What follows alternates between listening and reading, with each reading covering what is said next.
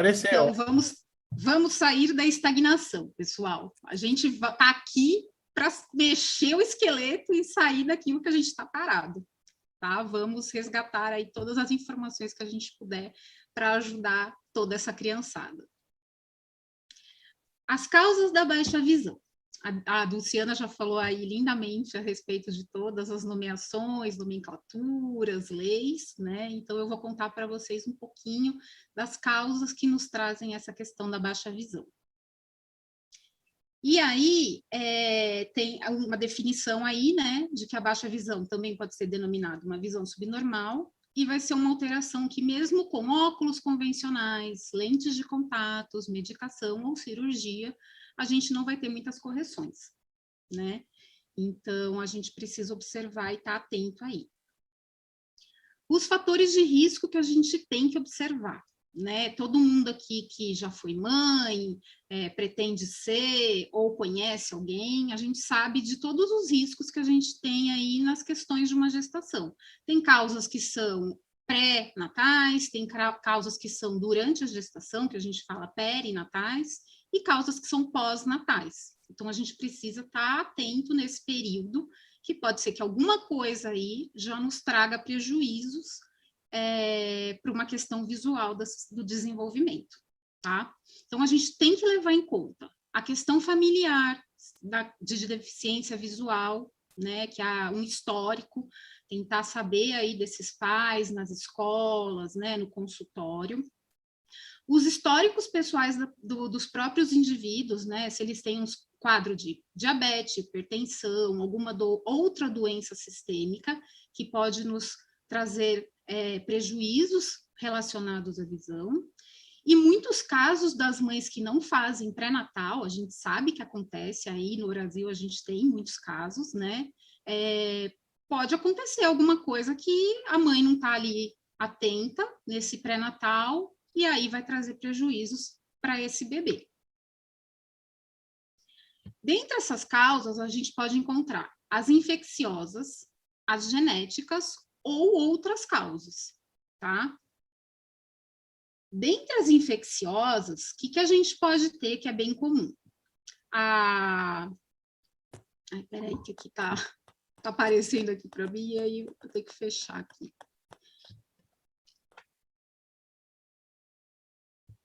Que é congênita, então a gente sabe que o quê? Que é congênito? É alguma coisa que a pessoa já traz, né? Então a gente tem que investigar para saber o que esse histórico aí vai dizer para a gente. A gente tem a rubéola, né? Que é uma infecção que a mãe pode pegar na gestação, então a gente tem que estar atenta, por isso que as questões de vacinação são muito importantes. As conjuntivites gonocócicas, que são pegas no parto, né? Se a mãe está contaminada, e aí muitas vezes são os partos normais, a criança pode estar adquirindo essa infecção.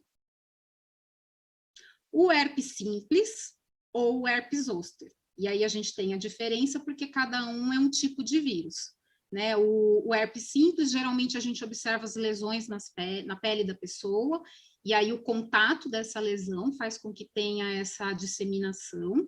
E o zoster, que são lesões, são através das próprias lesões ou então gotículas respiratórias. Então a gente tem que ficar atento, né, ao desenvolvimento do herpes.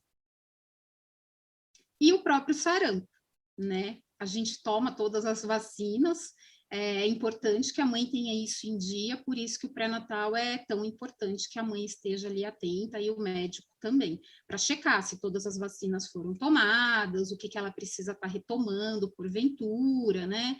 Para a gente não ter nenhum comprometimento aí. Dentre as genéticas, a gente vai ter o glaucoma, que geralmente é congênito, né? O glaucoma congênito, então a gente tem que investigar na família se existe avós, tios que tenham. A retinose pigmentar, né? Que vai estar na questão relacionado com a questão da melanina, que fornece a cor. A catarata congênita, que pode também vir aí por conta de fatores que a gente precisa investigar nesse histórico familiar. O albinismo oculocutâneo, que também tem relação com a questão da melanina, e a amaurose congênita de Leber, que está relacionada com alterações na retina, e aí tem uma questão de perda visual, tá? Dentre outras causas, a gente pode ter o retinoblastoma, que eles chamam como sendo um câncer na retina, que vai trazer prejuízos para essa criança. A atrofia total ou parcial do nervo óptico, porque aí ele não vai transmitir os sinais luminosos captados pelo olho para o cérebro, essa informação não vai chegar no cérebro. Os colobomas, que vão ser esse aspecto de tipo de olho de gato, que é uma malformação que acontece, e aí fica com esse, quando a gente olha para a pessoa, a gente vê que tem esse aspecto, e a gente fala, nossa, parece um olhinho de gato. A retinopatia da prematuridade, que está relacionada com a questão dos vasos sanguíneos dos bebês, né, o crescimento desordenado desses vasos sanguíneos da retina, e traumas oculares, que pode ser pancadas que a criança leve, algum objeto perfurante, a gente precisa tomar cuidado para ver o quanto que isso não possa estar afetando a questão visual, lesando aí. O diagnóstico, ele sempre é obtido através de exames que são realizados precocemente e alguns exames que são complementares. Provavelmente vocês já devem ter ouvido falar de vários testes, né? Teste de audição quando o bebê nasce, teste da linguinha, a gente tem o teste do olhinho também. Então, quando o bebê nasce, é muito importante que o pediatra tenha uma equipe que possa estar fazendo já o mais precocemente possível todos os exames para que a gente já vá descartando o que for necessário para estar orientando essa família, tá?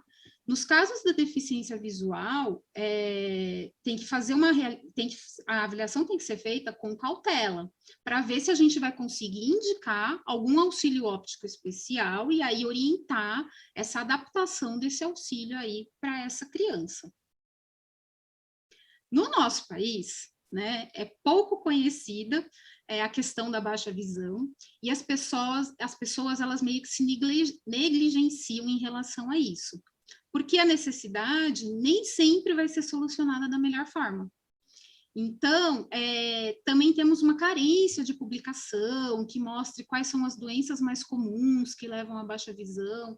Então, é um conjunto de fatores aí que a gente precisa estar sempre bem alerta. Nós aqui, né, já estamos aí alerta, vocês agora também vão ficar alertas em relação a isso, então vai facilitar bastante a gente disseminar o conhecimento aí.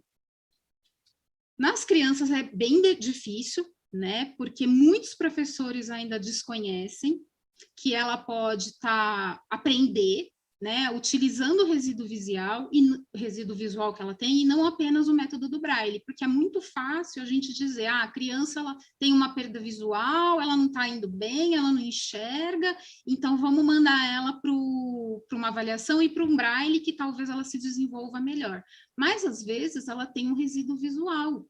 Então, a gente precisa ter uma avaliação bem acurada para ver como que a gente vai ajudar essa criança da melhor forma. Orientar a escola, orientar o professor, orientar os próprios terapeutas que lidam com essa criança. A gente precisa ter esse cuidado com todas elas.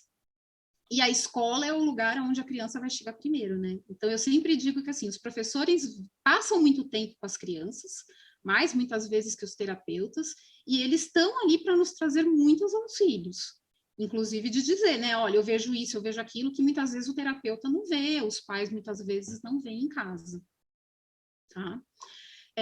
Os pacientes têm acesso atualmente, né, eles não têm um acesso adequado ao atendimento, porque muitos programas de reabilitação, eles estão destinados a pessoas cegas, e aí os profissionais não estão especializados, porque eles precisam de mais instrumentos para avaliar, para ver como adaptar os materiais, quando que isso vai ser necessário, quais são os recursos.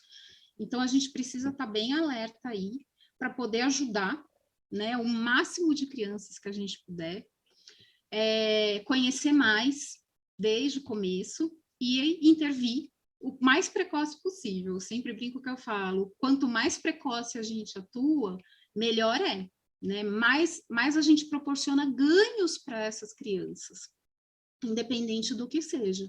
Então, a gente tem que estar atento, tem que pedir, não está contente com algum comportamento que a criança apresente, com algum dado que a mãe traga, investigue, chama conversa, porque a gente precisa ter o máximo de dados que a gente puder, para poder proporcionar o melhor que essa criança, que a gente puder dar para essa criança. A gente tem que sempre tentar o nosso melhor, né? E aí, juntos, todos nós vamos conseguir levar luz ao mundo com muito amor. Então, eu fico aqui sempre, né, eu brinco que eu falo, eu sou a chata dos testes, né? Eu sempre digo, precocemente, o que for possível ser feito, gente, vamos fazer, né? Porque a gente consegue, com isso, trazer o melhor benefício que a gente puder para a criança. Seja, né, especificamente, ou seja, com auxílio de alguém, né? Converse com um terapeuta, se preciso for, porque as mães nunca acabam nos dando todas as informações. Muitas vezes as escolas nos fornecem muitas informações importantes, que fazem diferença no tratamento depois.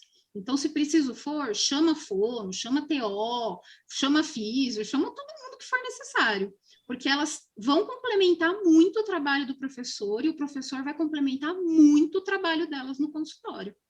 Quando a gente anda bem integrado, numa equipe bem integrada, o trabalho fica muito mais fácil e a gente vê o futuro e o resultado muito melhor. Tá bom?